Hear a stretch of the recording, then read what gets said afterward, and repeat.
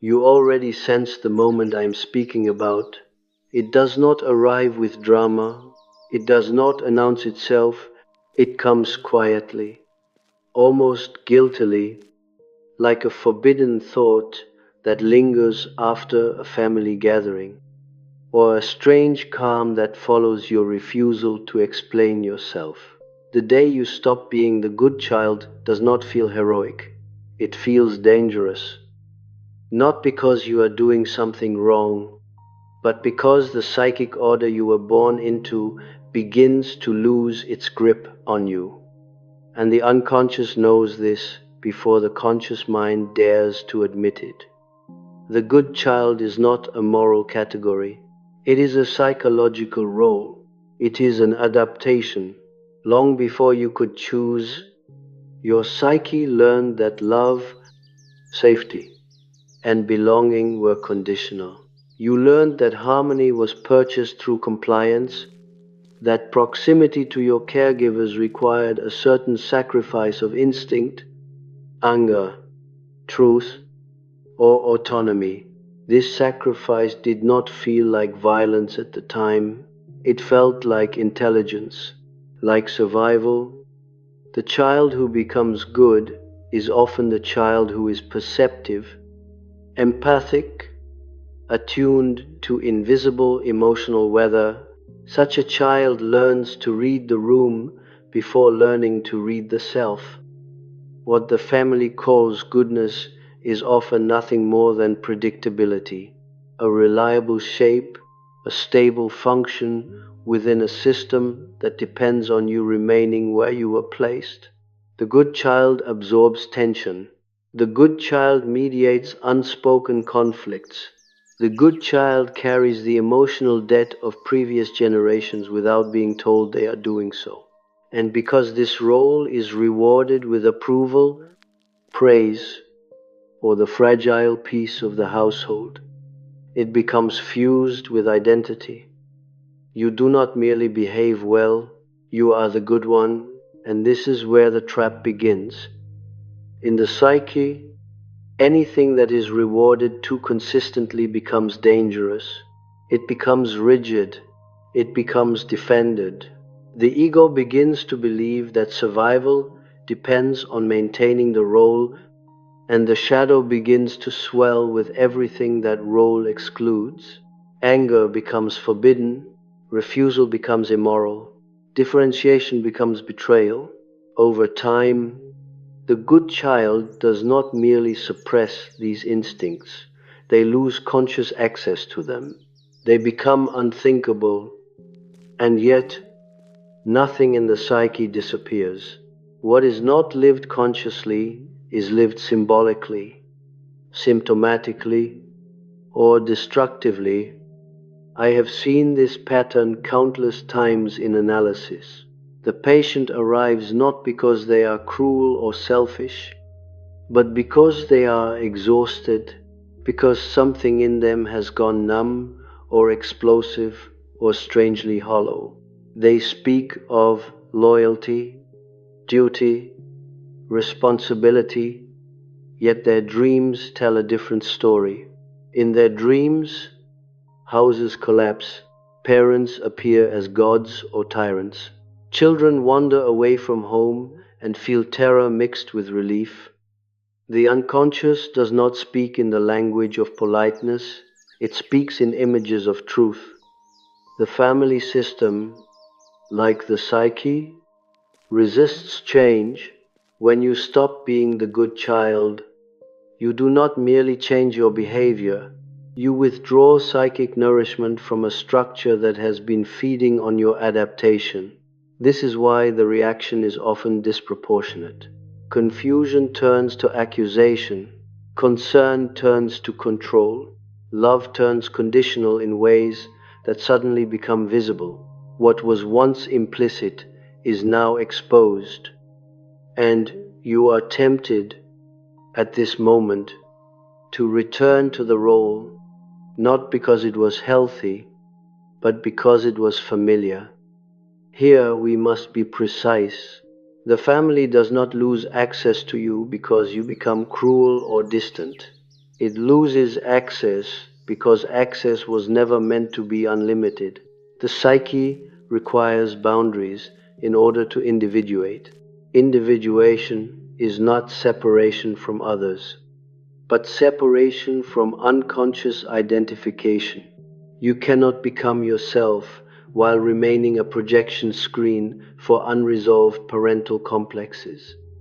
You cannot live your own life while carrying the unlived lives of those who came before you. The good child is often the bearer of the family shadow, what the parents could not integrate in themselves: rage, vulnerability, ambition. Grief is silently deposited into the child, who can carry it without protest. This child becomes the container. The family feels lighter because you are heavy. When you stop carrying this weight, the family feels exposed, destabilized, even threatened. They may call you selfish. They may call you ungrateful. These are not diagnoses, they are defenses. There is a moment, often subtle, when the unconscious initiates a rebellion.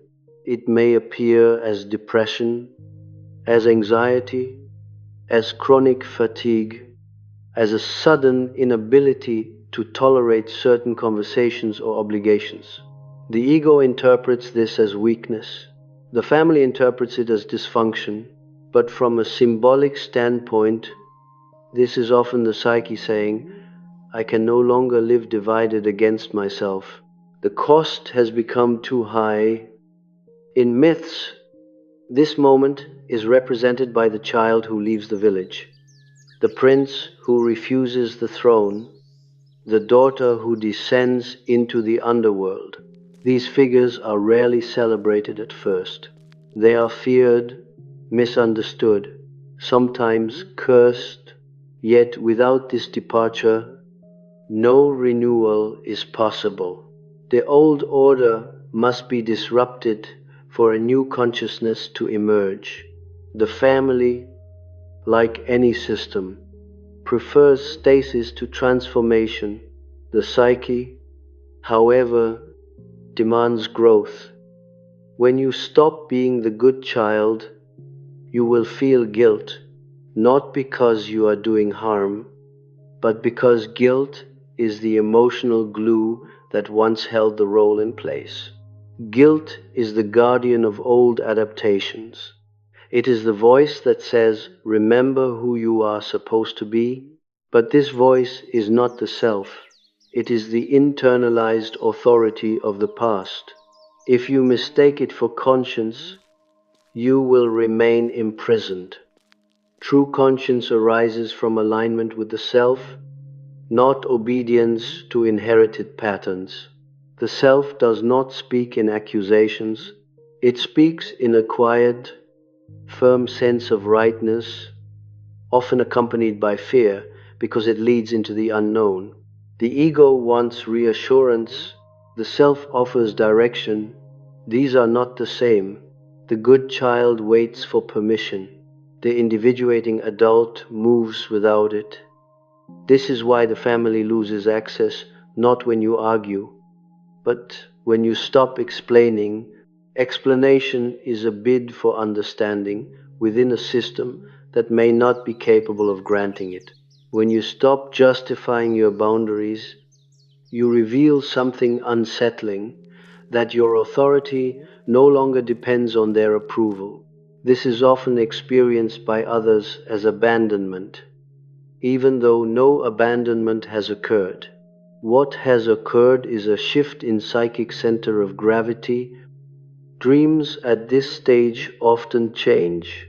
Patients report images of locked doors, hidden rooms, unfamiliar landscapes.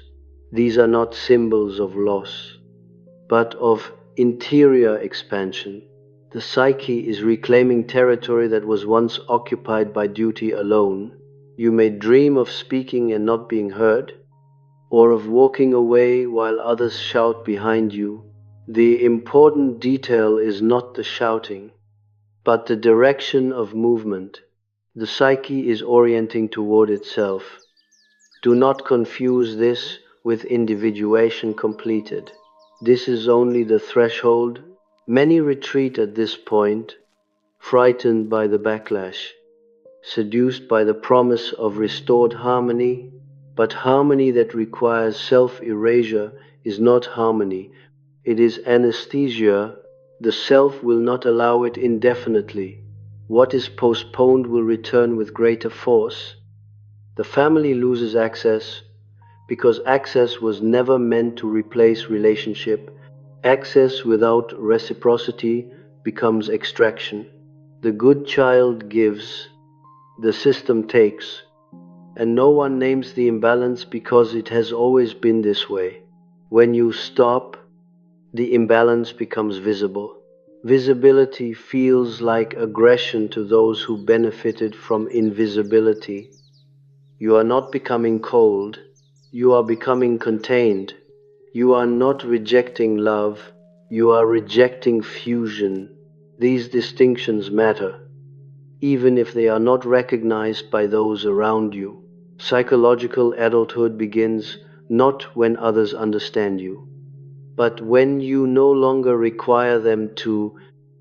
I will continue from here in the next part, descending more deeply into the shadow dynamics, the parental complexes that resist your differentiation, and the symbolic meaning of the withdrawal of access as a necessary psychic death and rebirth. When you step further into this territory, what becomes most disturbing is not the resistance of others, but the unfamiliarity of yourself. The good child was not merely a role you played outwardly, it was a structure around which your ego was organized. When that structure loosens, the psyche enters a liminal state. Old certainties dissolve before new ones are fully formed. This is why the second phase often feels like inner disorientation rather than liberation. You are no longer who you were, but not yet who you are becoming. In this phase, the shadow does not arrive theatrically. It arrives through small refusals, through moments when you do not answer immediately, through a subtle boredom with conversations that once defined you, through an irritation that surprises you by its clarity. These reactions frighten the ego because they feel unfamiliar, and anything unfamiliar is interpreted as dangerous. Yet, psychologically, these reactions are signals of energy returning to its rightful owner. The good child lives in a state of chronic outward orientation. Their psychic energy is directed toward monitoring, adjusting, appeasing. Over years, this becomes automatic. When that outward flow is interrupted, energy does not vanish, it turns inward, and what it encounters there is not peace, but accumulation. All that was swallowed, postponed, silenced, begins to stir. This is why stopping the role often coincides with sudden anger, grief, or an urge to withdraw completely. The psyche is not regressing, it is metabolizing. Here we must speak of the parental complex. A complex is not merely a memory of parents, but a living psychic constellation. It operates autonomously, reacts emotionally, and resists conscious control. In the good child, the parental complex is often idealized on the surface and tyrannical beneath. Love is experienced as something earned through usefulness. Approval is linked to self-erasure. The complex whispers, "You are safe only as long as you are needed." When you stop being the good child, this complex panics, not metaphorically, but structurally. The internalized parents begin to protest. Thoughts arise that sound moral but feel coercive. You should call, you should explain, you should be grateful. These are not ethical imperatives, they are the language of dependency. The complex fears dissolution because it has mistaken control for connection. Externally, the family mirrors this inner disturbance. Requests increase, crises emerge unexpectedly, emotional intensity escalates. This is not coincidence. Systems react when a stabilizing element shifts. The good child was often the silent regulator of emotional equilibrium. When you withdraw that function, unresolved tensions surface. The family experiences this as chaos and unconsciously seeks to restore the old order by pulling you back into position. What is rarely acknowledged is that your compliance was never neutral. It had a cost. It cost you spontaneity. It cost you authenticity. It cost you the capacity to say no without collapse. These costs were deferred, not eliminated. Now they arrive demanding attention. This is why many individuals at this stage experience somatic symptoms. The body, long ignored, begins to speak. Fatigue, tension, strange pains without clear medical cause. The psyche expresses what the ego avoided.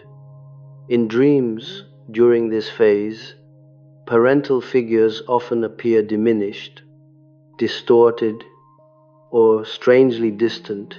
They may appear as children themselves, or as figures who no longer recognize you. This is deeply unsettling to the conscious mind, which still seeks reassurance. But symbolically, these dreams indicate a loosening of projection. You are no longer granting the parents absolute authority within the inner world. Their image is humanizing, and therefore losing its omnipotence. At the same time, another figure begins to emerge in dreams and fantasies: the stranger, the traveler, the one who lives alone or moves freely. This figure may appear threatening at first. It may feel selfish, irresponsible, or cold, but it carries libido. It carries life energy that was previously bound in obligation. The psyche tests this figure cautiously, because it represents a new center of orientation. It is crucial not to romanticize this stage. Many confuse withdrawal with individuation. Isolation is not autonomy. Silence is not depth. The psyche does not ask you to disappear. It asks you to differentiate. Differentiation means remaining in relationship without surrendering your inner authority. This is far more difficult than rebellion. Rebellion still defines itself against the family. Differentiation defines itself from within. You may notice a growing intolerance for emotional manipulation. What once triggered guilt now triggers clarity. What once felt like love now feels like demand. This shift is often accompanied by sorrow because it involves mourning an image that sustained you. The fantasy that if you remained good enough, harmony would eventually be granted without cost. Letting go of this fantasy is painful, but it is also liberating. The psyche no longer waits for a reward that was never coming. The family loses access at this point, not because you deny them, but because access was predicated on unconscious compliance. When compliance ends, access must renegotiate itself on conscious terms. Many families refuse this negotiation. They prefer the comfort of the old arrangement to the uncertainty of mutuality. This is not because they are malicious, but because unconscious systems fear consciousness.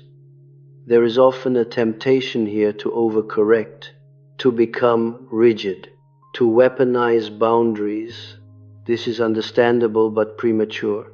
True boundaries are not walls, they are membranes. They allow exchange without invasion, but membranes develop only after the psyche feels safe enough to remain open. In the early stages, some rigidity is inevitable. It is the psyche learning where it ends and others begin. If you endure this phase without retreating into old roles or new defenses, something subtle begins to happen. Your reactions slow, you respond rather than react. The urgency to be understood diminishes, not because you are numb, but because your center has shifted inward. You begin to sense a quiet authority that does not announce itself. This authority is not aggressive, it is not defensive, it simply is. This is the beginning of a new relationship to the family. Whether they recognize it or not, you are no longer functioning as a role, you are present as a person, and paradoxically, this presence may feel like absence to those who relied on your function rather than your being.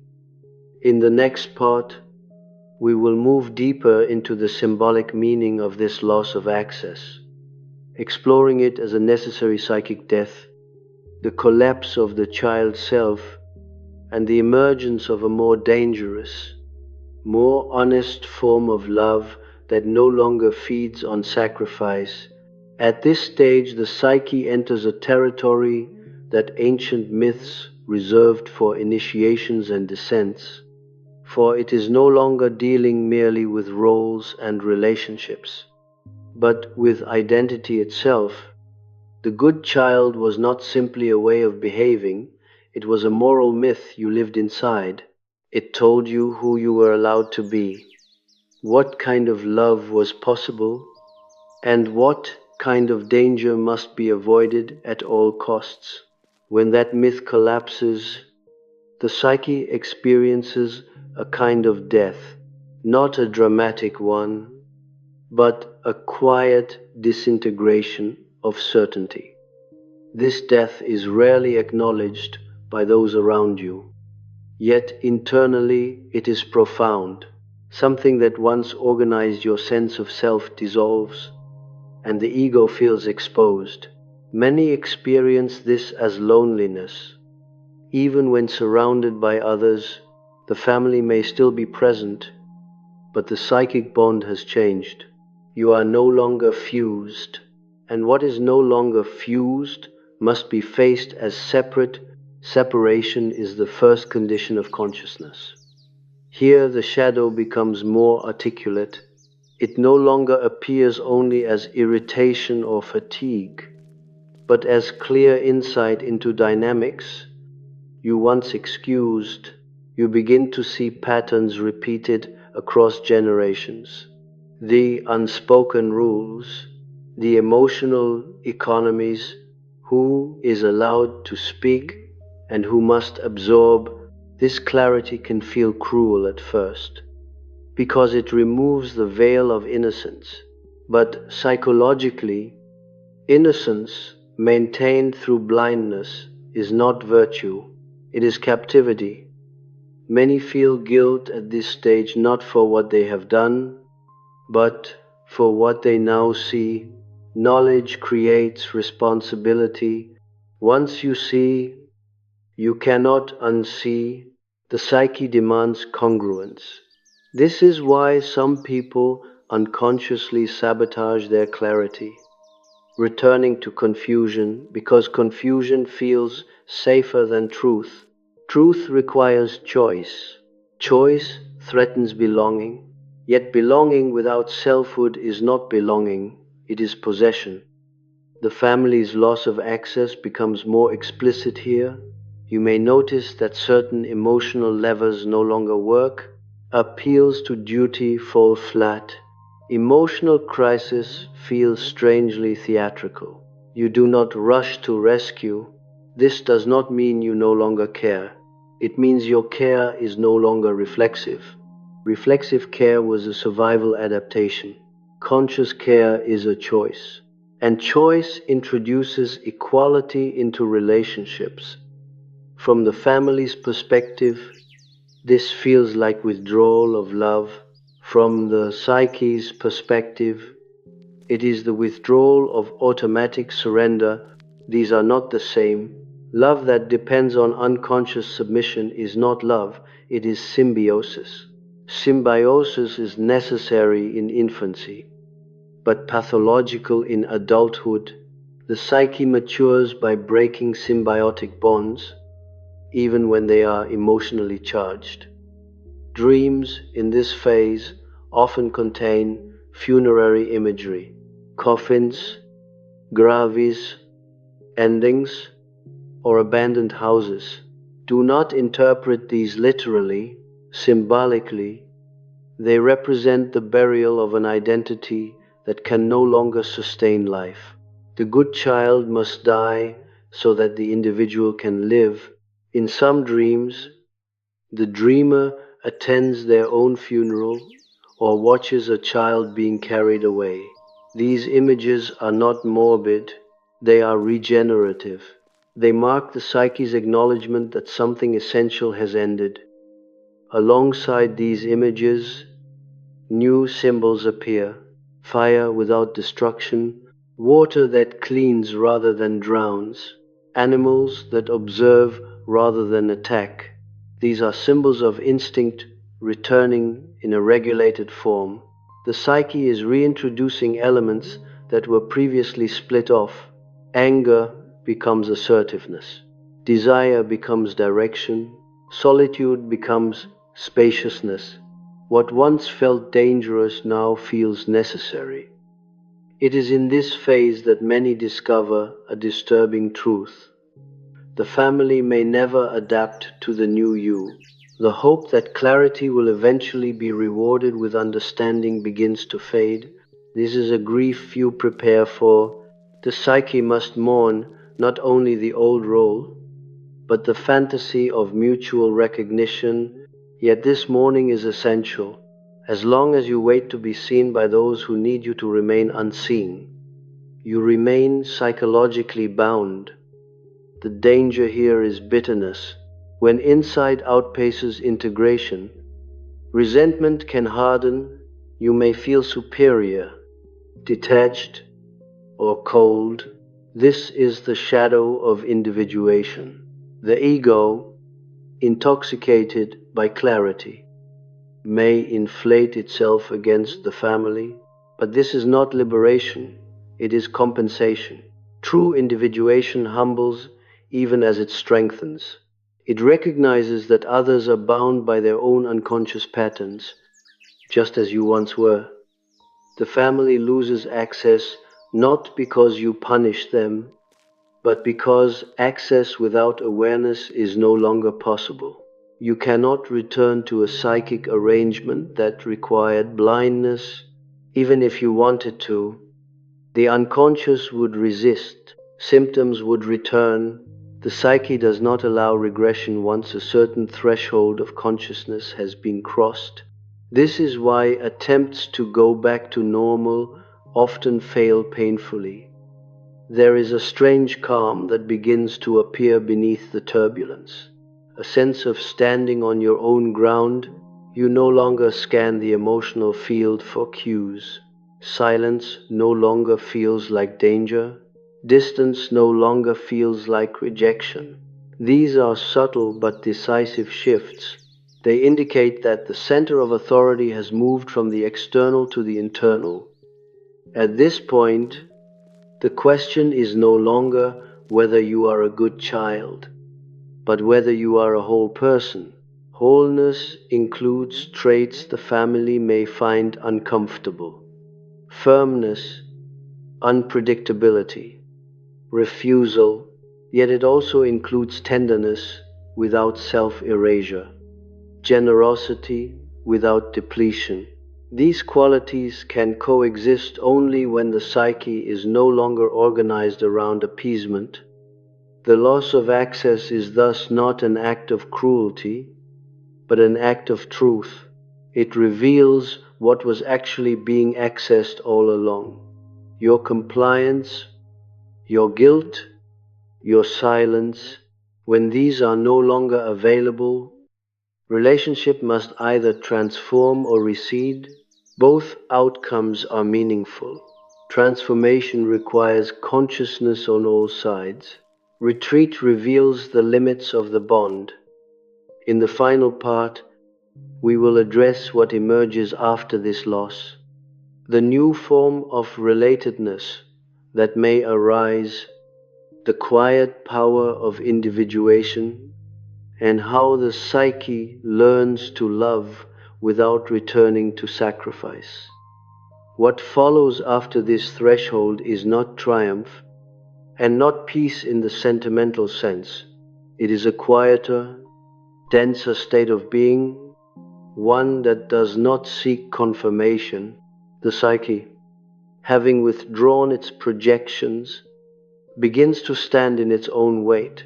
This is the phase few speak about because it lacks drama. Yet it is here that real transformation consolidates.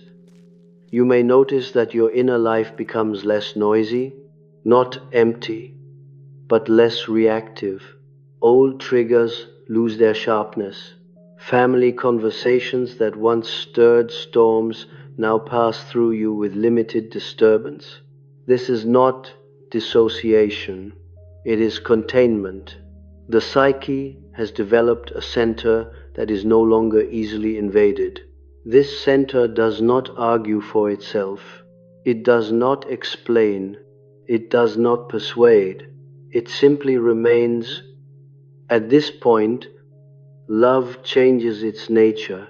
Love is no longer expressed through sacrifice, anticipation, or emotional labor performed in advance.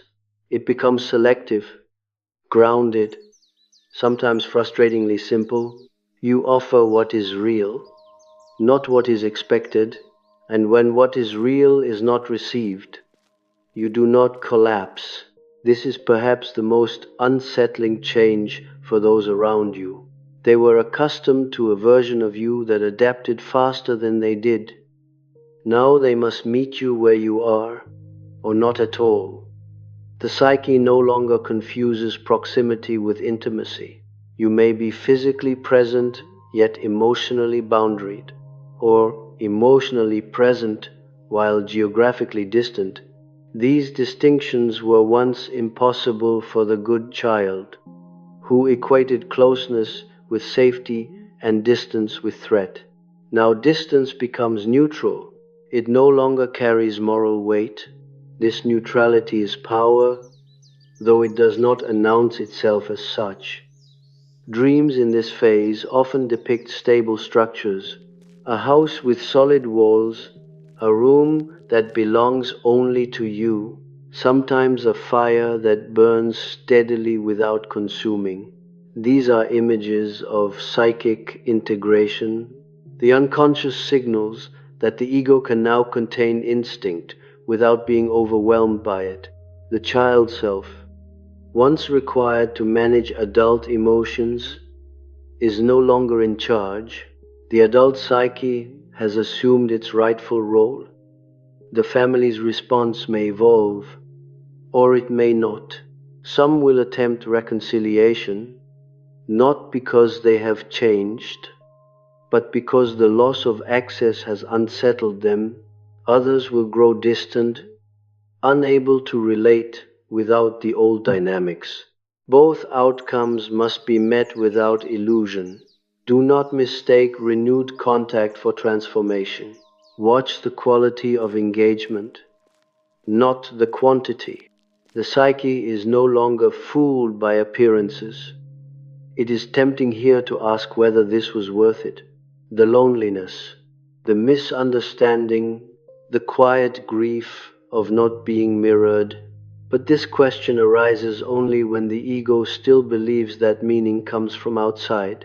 The self does not ask whether individuation is worth it. It moves toward wholeness because anything else leads to stagnation. The cost of not becoming yourself is always greater than the cost of becoming yourself, even if that cost is paid in solitude. There is a subtle danger at this stage. Nostalgia the mind may romanticize the past, recalling moments of warmth, shared rituals, the comfort of familiarity. These memories are not false, but they are partial. They do not include the chronic tension, the unspoken resentment, the quiet erosion of self. The psyche remembers the whole.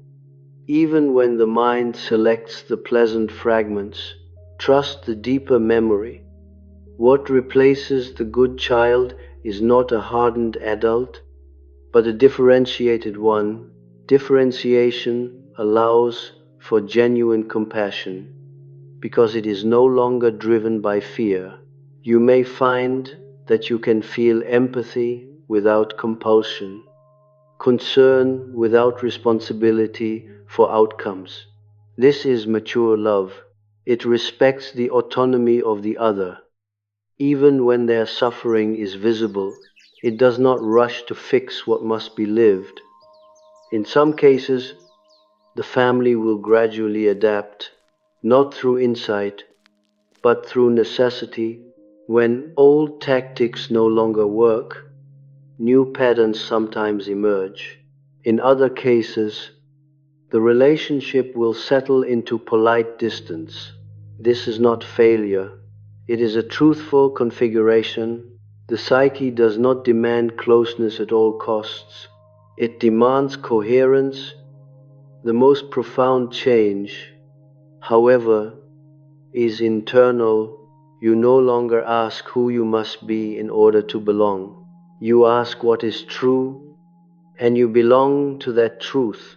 This belonging is quieter, but more stable. It does not depend on approval. It does not dissolve under pressure. It is rooted in the self, which is not an achievement, but a presence. The day you stop being the good child is not the day you lose your family. It is the day the unconscious contract is terminated. What remains after that is real, sometimes smaller, sometimes more fragile, but real. And reality, though less comforting than illusion, is the only ground upon which a life can stand. From this ground, you may one day look back and realize that what once felt like loss was initiation, that what was taken from you was never meant to be carried forever, and that in relinquishing access, you did not become less loving, but more whole. What remains to be spoken now is the quiet consequence that unfolds long after the visible conflict has subsided, long after the family has adjusted, resisted, or faded into a new configuration. This consequence is not about them anymore. It is about the inner world that reorganizes itself once the role has truly been relinquished, not performed less often, but dissolved. There comes a moment when you notice that you no longer rehearse conversations in your mind. The inner dialogue that once anticipated reactions, softened truths, or prepared explanations grows still. This is not because you have become indifferent, but because the psyche no longer needs to negotiate its right to exist. The good child lived in perpetual anticipation. The individuated psyche lives in presence. At this stage, the shadow no longer presses for recognition through symptoms. It has been partially integrated. The anger that once arrived as guilt now arrives as clarity. The sadness that once felt like weakness now feels like depth, even resentment, when it appears, is recognized as a signal rather than a command. The psyche has learned to listen without obeying blindly. You may find that your sense of time changes. Urgency diminishes. The compulsion to respond immediately fades. This is deeply unsettling to those who once relied on your speed, your availability, your emotional readiness. Slowness reads as distance to them. In truth, it is alignment. The psyche now moves at its own rhythm rather than in response to external demand. Here, the archetype of the orphan subtly transforms into the archetype of the adult. The orphan seeks belonging through adaptation. The adult creates belonging through presence. This does not mean independence in the heroic sense, but inner sovereignty.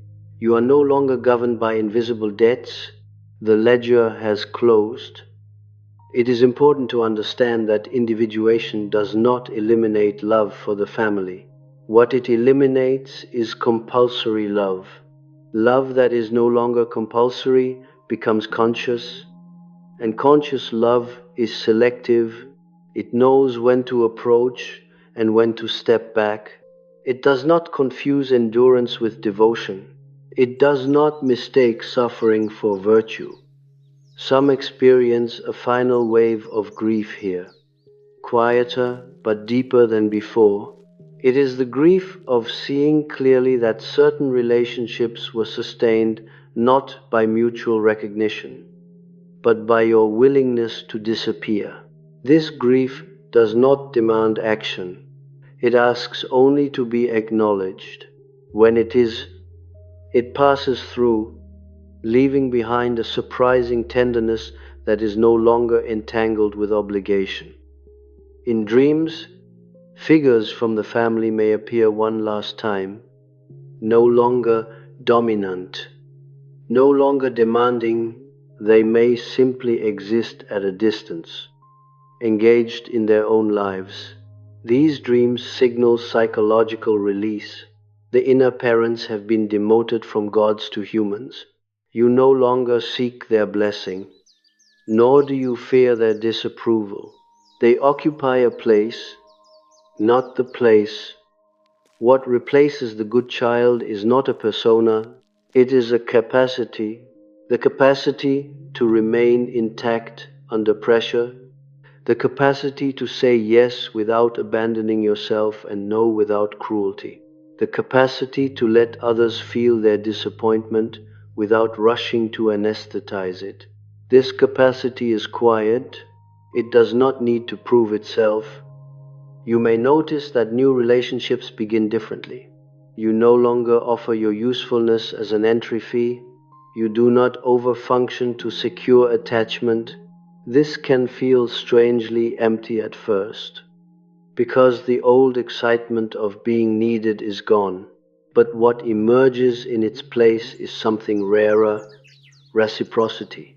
Relationships that survive this new posture tend to be fewer, but they breathe. The family's loss of access, when viewed from this depth, is not punitive, it is structural. Access to your inner life now requires consent, not familiarity. History alone no longer grants entry. This is a profound shift, and it marks the psyche's final withdrawal from childhood arrangements. There is a mythic image that belongs here, the gate that closes quietly behind the initiate. No one pushes it, no one locks it. It closes because the one who passed through no longer needs it open. What lies beyond is not exile, but a different landscape altogether. You are not meant to return as the good child, nor as the rebel who defines themselves against the family. You return, if you return at all, as someone who can stand without leaning, someone whose presence is no longer negotiable, someone who does not ask to be understood in order to be real. This is the final truth of the matter. The family did not lose you when you stopped being the good child. They lost the illusion that you were theirs to shape. What remains is a human being, finite, autonomous, and no longer available for unconscious use. And from the standpoint of the psyche, this is not loss. It is order restored,